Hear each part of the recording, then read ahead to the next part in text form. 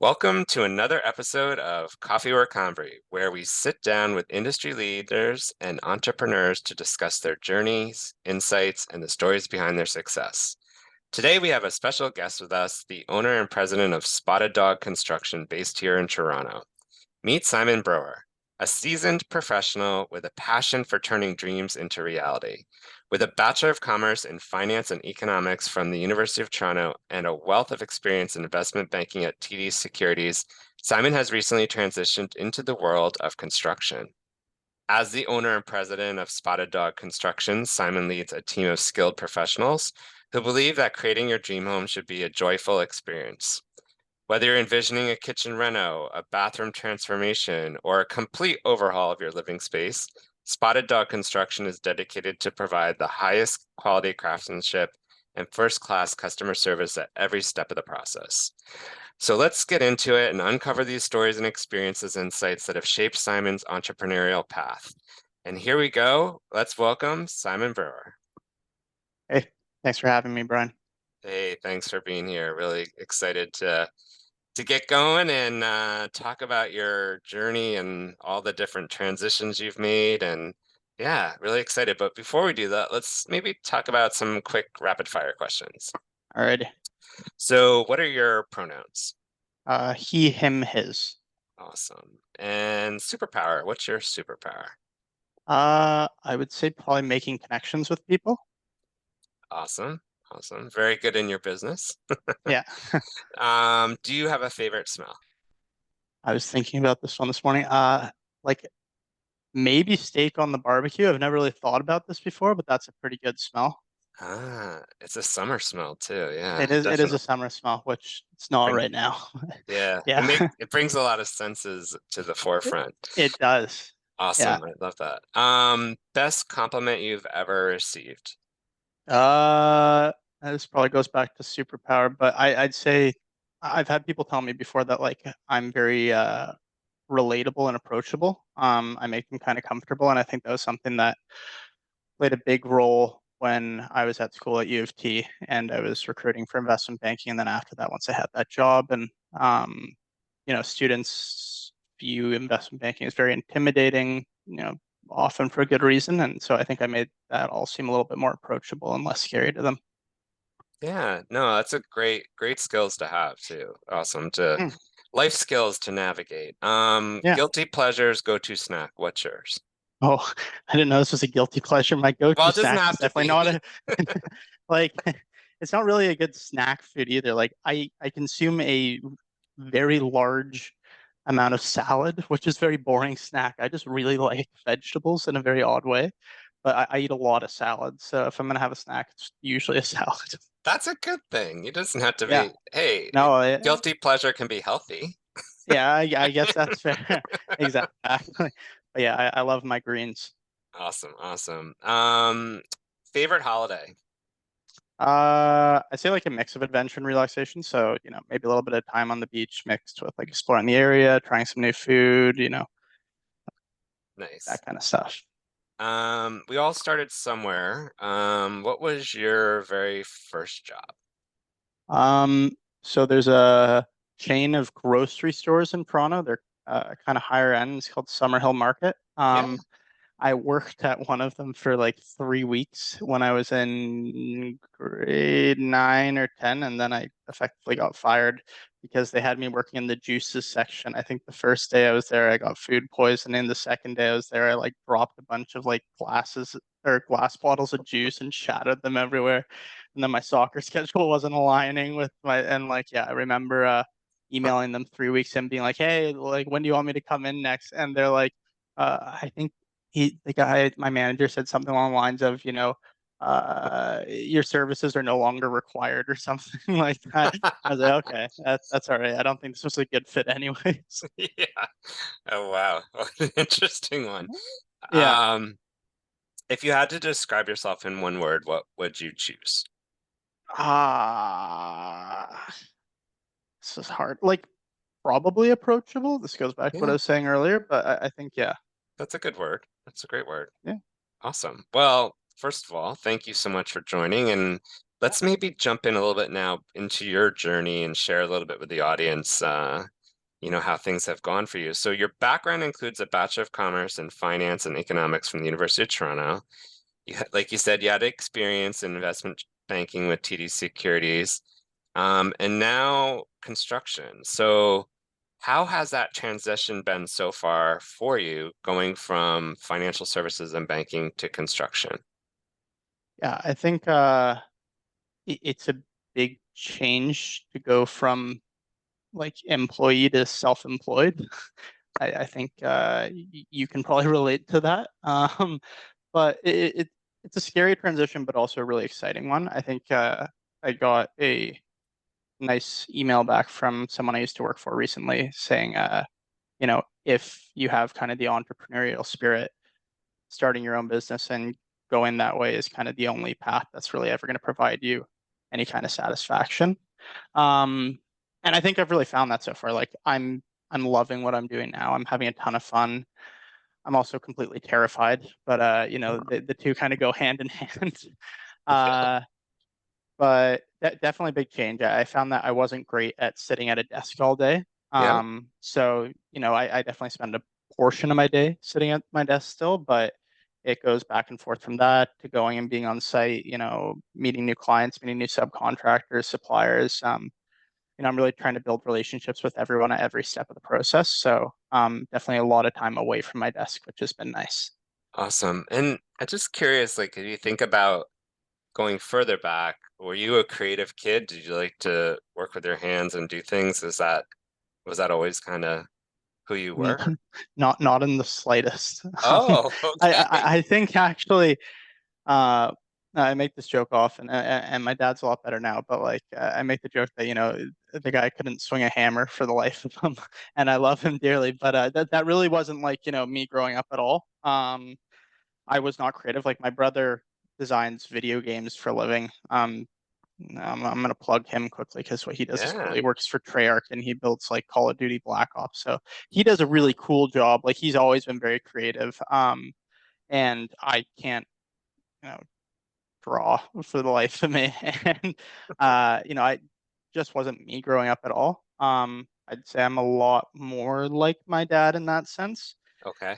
But yeah, I think that I went into finance. I went to school for finance because coming out of high school, that's kind of what I knew. My dad was a banker for 25 years, and I was pretty good with numbers. The two of us were pretty similar. I didn't have anything else that was really kind of calling my name, so that seemed like a decent path to follow when I was Yeah. 18, and didn't really know what to do with my life.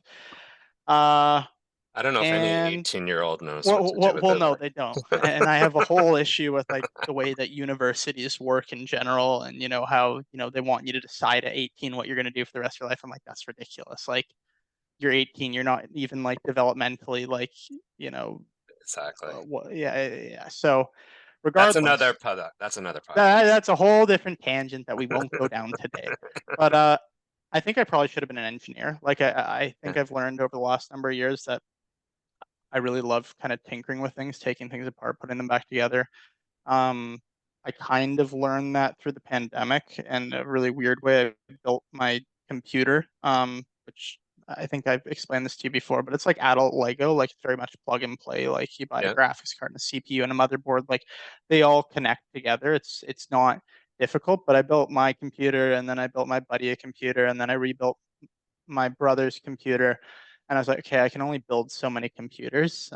Like this is an expensive hobby and not really one where, there's much room to grow.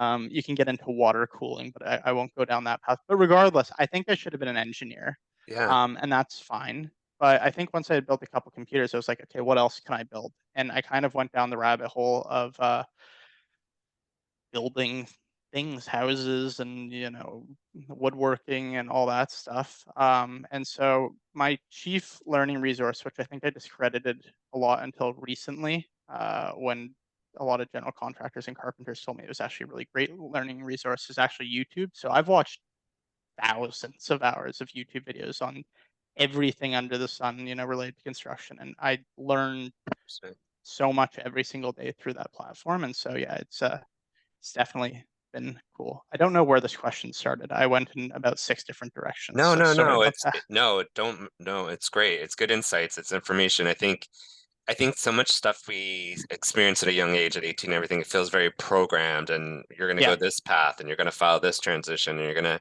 but when you get in the real world, it's not really like that. And so no, what you're explaining is actually why we do this podcast, because young people thinking about going to school or figuring out where they want to go, it's like the, life has its way of throwing curveballs, and sometimes you yeah, find something you really like better, which is why I want to talk a little bit about transitioning skill sets, because that's a huge thing. hmm, At least in my field, we talk about it and recognizing it. There's a lot of things that you can shift industries based on your experience. And I know that I'm just curious, like, how do you feel like your education and maybe even your banking experiences like influence the way you might approach leading your own business? Has that come into play at all? yeah, for sure. I think like every day, like I use a lot of skills that I learned both in school and kind of in my previous job. I think when you think of investment banking versus residential construction, be like, how are there transferable skill sets between those two jobs? They're very, very different. And they are. Uh, but I'd say that a couple things that I've taken from my old job are both kind of like attention to detail and my project management capabilities, Sure. as well as just like kind of customer service in general. Like that, no one's hiding from the fact that the fees in banking are very substantial. And so as a result, you know, your clients are really focused on you providing the absolute kind of top-notch work, you know, the absolute top-notch customer service. You are available to them 24 hours a day, 7 days a week, 365 days a year. Like, trust me, if you've been a banker, you've probably worked Christmas. So it's uh it's definitely something that was ingrained in me, not something I necessarily agree with, and Yeah. I don't intend on working Christmas.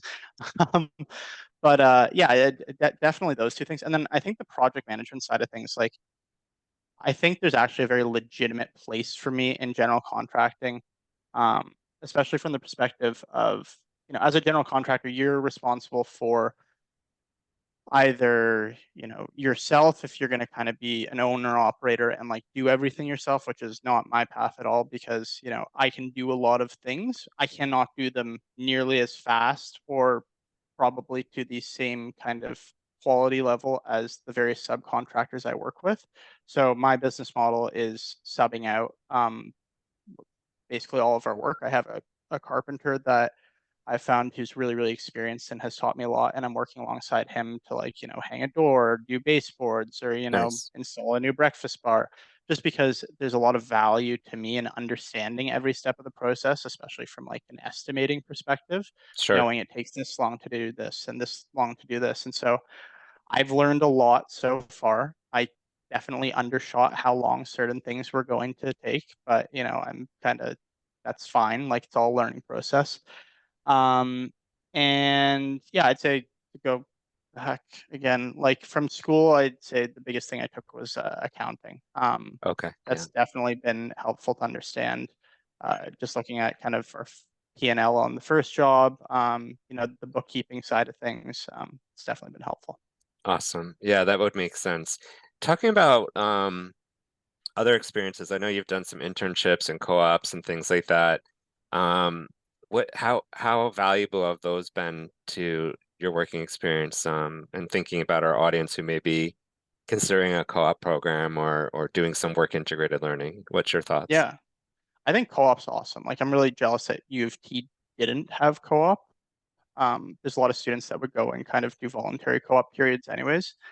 But I know that Waterloo and Laurier both have like incredible co-op programs. I think that it just makes so much more sense than like kind of the traditional way of learning. And this is going back into the discussion about universities and my issues with that. But, you know, going to school for 4 years and then being like injected into the workforce, like it's just kind of an old way of thinking, I think. Yeah, Like university used to be about academia and like,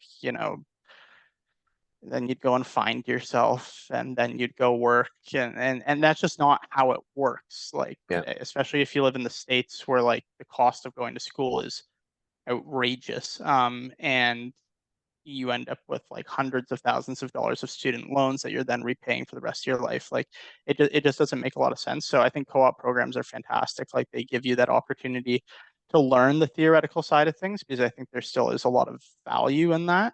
But they also give you like practical experience that isn't just like doing cases in class. Like it's real world experience. You're working in a workplace, like you're seeing, does this make more sense for me or does this make more sense for me? And so I think I got that through my co-op experiences. I did 2 summers in asset management before I went into banking. Yep. Um, and I had really great experiences at both RBC, where you used to work at, Yep.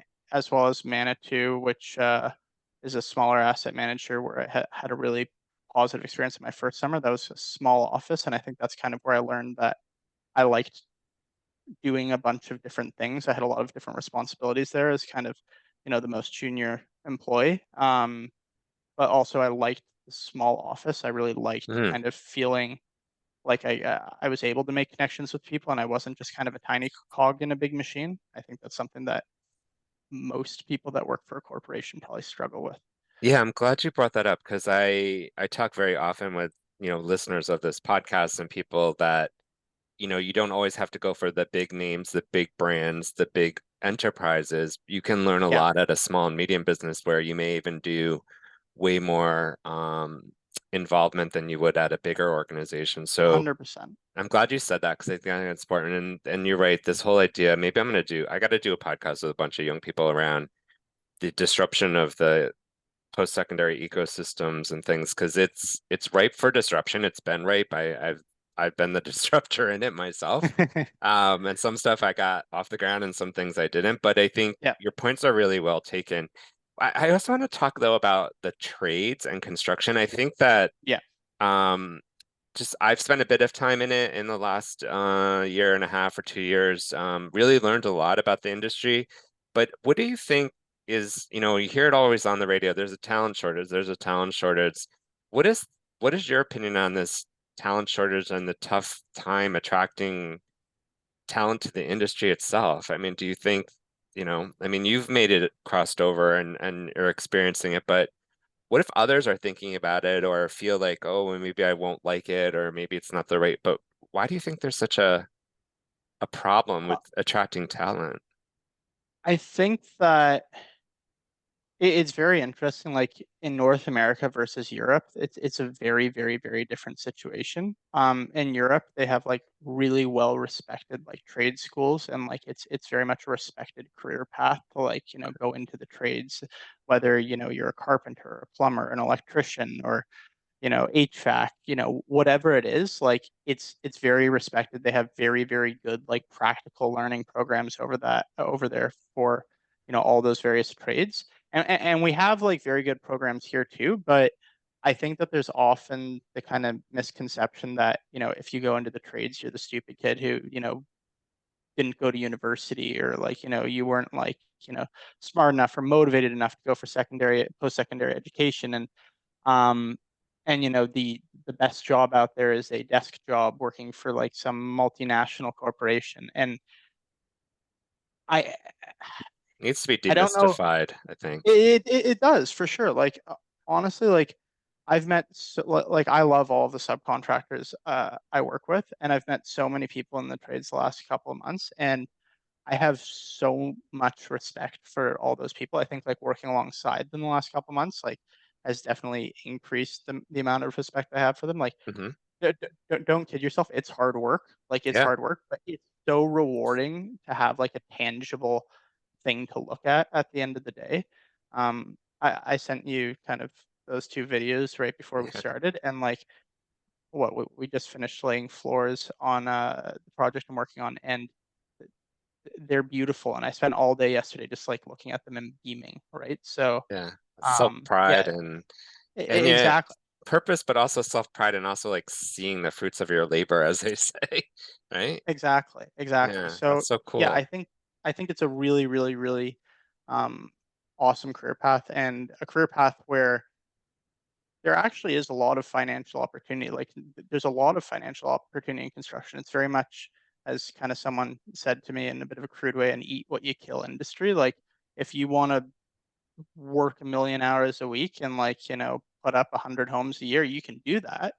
Like you're not gonna do that tomorrow, but you can get there, but it's very much on you, right? Which isn't Yeah, the same necessarily working for a lot of corporations. absolutely, absolutely. Um, I know just in meeting you, you have that entrepreneurial spirit, and something that's been a part of your being. But like, what truly inspired you to take that entrepreneurial leap and establish your Spotted Dog Construction, which, by the way, I love the name. I think it's a really cool name. And for those that are, this is sound, so you can't really see his cool T-shirt with a spotted dog on it. But yeah, like what kind of pushed you to say, okay, it's time to look into this passion? Yeah. Well, there's gonna be a lot of credit given to my wife Allie here, but I would say one, like about 8 or 9 months ago, she came to me and she was like, you know, you're not really enjoying what you're doing right now. You're feeling, I don't know if burnt out's the right word. I just like wasn't learning as much anymore. I really loved all of the people I used to work with. Yeah. I want that to be very clear because that's the only reason I was there for as long as I was. I really, really loved everyone at TD Securities. But I just had kind of lost touch with the work. Like it Yeah. wasn't exciting me anymore. I just couldn't keep doing that. And so she kind of said, you really love construction, you really love design. Why don't you do something there? And I was like, okay. So I just started talking to general contractors and kind of friends and family and, exploring what exactly that looked like and in what shape or form it could kind of, you know, become a thing. Hmm. And then at the beginning of November, I got laid off, which was terrifying. Yeah. But yeah, I had actually kind of been planning on starting my business at the end of 2024. And, I got laid off and I was like, okay, you know, there's no time like the present. Like I could go and do another corporate job for like a year and a bit that I am not going to be invested in at all because I know that my end goal is getting out of this kind of as soon as I can. Or I could kind of just shoot my shot and go for it now, right? Yep. And if it fails, it fails. It won't fail because Yeah. I'll kill myself before I'll let it fail. No, Not no, not not no, actually, no. but like I like metaphorically speaking. Yeah, yeah. But but yeah, like It makes sense. Can I ask you something? Because I yeah, think this is really timely. You even sort of struggled with the word burnt out. And I want to ask you, because I've been looking at this and reading a lot on, and I think I posted recently about this, like, is it burnout or is it just demotivated, demoralized, kind of tired of the it? Because I wonder if you really were like running 100 miles an hour and you got burnt out, or you were just demotivated at what you were doing. And I wonder what your thoughts are on that, because I think a lot of people are saying, "Oh, my team's burnt out. Oh, people are burnt out." I, yes and no, I think, but I'm just yeah. curious. What do you think? No, I think it was definitely the latter for me. Like Yeah, and that's why I kind of went back on what I was saying that like I, honestly, I worked really, really reasonable hours as a banker. yeah, That might be part of the reason I was laid off. But regardless of that, uh, like it's as I was saying, like we were saying at the beginning of this, like you're a lifelong learner. I'm definitely yeah, in that boat as well. yep, And so I think my first year in banking was definitely like the most um kind of positive for me. It was the time I was the most excited because I was learning more every day. And every new project that there was a lot of kind of new opportunity for me to advance, both in what I knew and kind of the companies I was getting to know. After you've done it for a while, it was just like very much like rinse and repeat. Like, yeah, don't get me wrong, like every company is different. Every company is unique. They all have their own problems, but yeah. I wasn't excited about it anymore. And That's fair. there's no cure for that, right? Yeah. No, it's fair. And I think too often some people, especially my generation and others, that just continue to do what they're doing and churn it out. And I think what you did shows a lot of self-motivation and energy to go after your passions, and I respect that. I think that's, I think, I don't know, I think that's what life's about. So 100%. I'm glad yeah, I just thought it was interesting to talk about it because if I hear one more time, oh, everyone's burnt out, no one wants to go in the Yeah, office, everyone's burnt out, I'm like, is that the problem or is it something else that's really the root cause? But can we talk a little bit about obviously the joy of creating your dream home is what you emphasize and that fuels your passion, but how does that passion translation happen into like the mission of what you're trying to do with your organization? yeah. I think that like my learning ground has like both been like, yes, I learned a lot on YouTube, but my wife and I bought our house about a year and a half ago. Okay. Um, and since we bought this place, it's basically been like nonstop, like me tearing the place apart and putting it back together again. So kind of it's very far from our dream home at this point in time. You know, we're too poor for that one day. But I think that it's definitely been kind of the, you know, at the essence of what I've been doing here is like slowly turning it into what we want it to become one day. And I think that's definitely something I'm seeing in our first project, at least, is, you know, getting all of the kind of thoughts and ideas through discussions with their clients and, you know, seeing like what they want to create, like kind of creating that on Yeah. paper or using, you know, software and then, you know, turning that into reality. It's such a cool thing. It goes back to like the tangibleness of it all. Yep. Um, and it's as I was saying yesterday, like, you know, I was standing here, I was standing there in my client's place, just like looking at the floors and like smiling. I don't even live there. I'm just like so excited that like he was gonna be so excited about it. I texted him and I said, hey, like, you know, what time are you gonna be home at? I'm not gonna send you any photos because I want it to be a surprise, but like I really want to be here when you get here because they look awesome. And then That's he got cool. there and he was like really quiet. And I was like, you're supposed to be happy. And he's like, no, I am very happy. I think he was like speechless. I was like, why are you quiet? You're supposed to be happy. Yeah. Yeah, no, that's awesome. Yeah. How does mentorship played a part in your journey? Especially as an entrepreneur, I assume there's been mentors or individuals who play a significant role in helping you think through some of these things. Yeah. So I think obviously like, you know, going back, like my wife's obviously the biggest kind of promoter of me, but in terms of people within the industry, there is a guy who lives relatively nearby to me. His name's Tom Cummings. His business is Severn Woods. They build very fancy homes. But regardless, Tom was one of the first people I was put in touch with when, you know, I started thinking about going into general contracting. He's a friend of a family friend. So, you know, the two of us got put in touch. And the first time we met, we kind of sat down for like an hour and a half and he walked me through his whole path into construction. He came from a very like kind of similar-ish background, like spent a long time in finance. And then in 2004, if I'm getting the numbers right, he got laid off and, you know, as he puts it, started, you know, bailing, banging nails into the side of houses. And, you know, from there, like it just grew and, you know, they do like really beautiful homes now. Nice. But, you know, I think it was definitely intimidating for me, like trying to think like, how the hell am I going to go from investment banking to general contracting?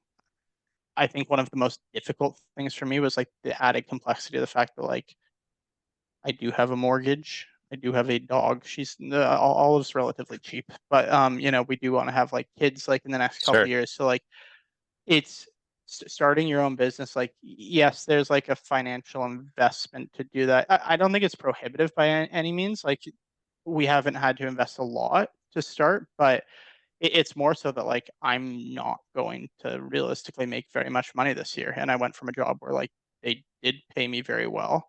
Um, and trying to figure out like how the hell do I do this? So how is anyone going to trust me Sure. to like, you know, do their home? Like it's seemed very, very unapproachable. And so to kind of talk to a guy who had been through that same path and also had a mortgage at the time and kids already, and his wife, I think, stopped working after the first year they were in business. She now works for the business and does all the.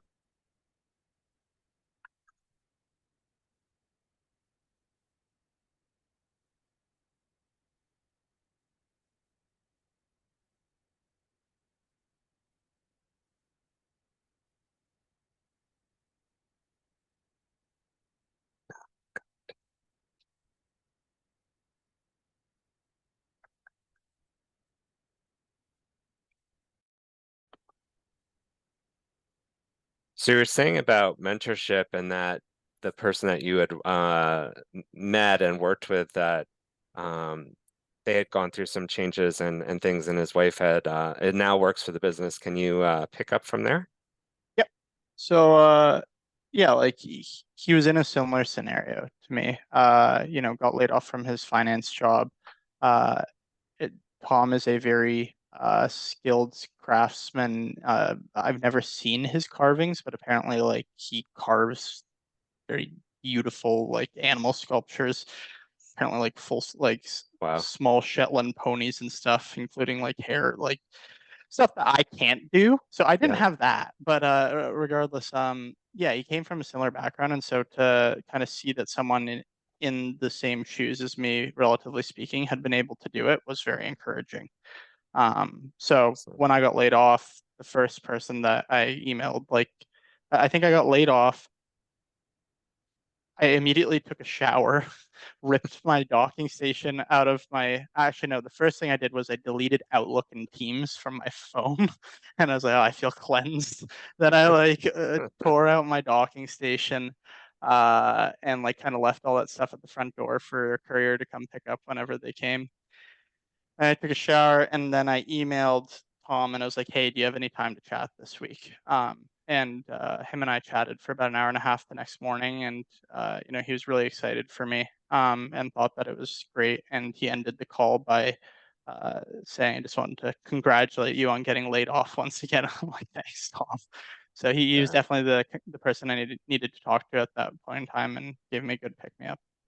Nice. Yeah. Just sometimes it's helpful to have those moments. It's interesting. I've heard a lot of people recently reflecting on, which is now the norm everywhere, seems between restructuring, layoffs, different things happening. And it's something we need to talk about because people, it happens. And Yeah. it's part of life. And sometimes people even go through the grieving process when it happens because that everything was their job, right? But anyways, let's that's another podcast. So beyond the world of construction and business, what also are some of your interests and hobbies? Uh, Yeah, I grew up playing a lot of soccer, or football, however you want to refer to it. And so I don't play as much anymore. I played in a couple men's leagues like here and there, but I kind of miss the intensity of like the more organized structure as a kid. And that's probably just a cop out because I'm probably just too lazy to go and play like on Sunday evenings. But uh, I definitely watched a lot still. My team, Chelsea, has been through a restructuring period themselves for a number of years. They've not been very good. That's okay. Uh, Hopefully, better times ahead. And then, yeah, just spend a lot of time with my dog and my wife. And Nice. yeah, What kind of dog? Is it spotted? she is spotted. She's a German short-haired pointer. There you go. So I figured I technically had to speaking, ask 'cause yeah, technically speaking, she's a hunting dog. I do not hunt. I have absolutely no interest in hunting. But yeah, me she neither. definitely has a very strong prey drive, and she does, as is in the name, point. So if she's in the backyard and she thinks there's a squirrel or a raccoon out there, she like puts up her front leg, kind of all curled, and like points in the direction of it. Wow, It's actually pretty cool to see. that's amazing. Yeah. Yeah, So this has been such an insightful conversation. I want to thank you so much. It's been incredible to share your insights and thoughts. And I think this is such a great wealth of knowledge for people listening in. I want to know two things first, like what's next for you? And then secondly, is there anything that we didn't get to that you want to mention to the listeners that might be thinking about their futures and what's going on as well? For sure. What's next for me?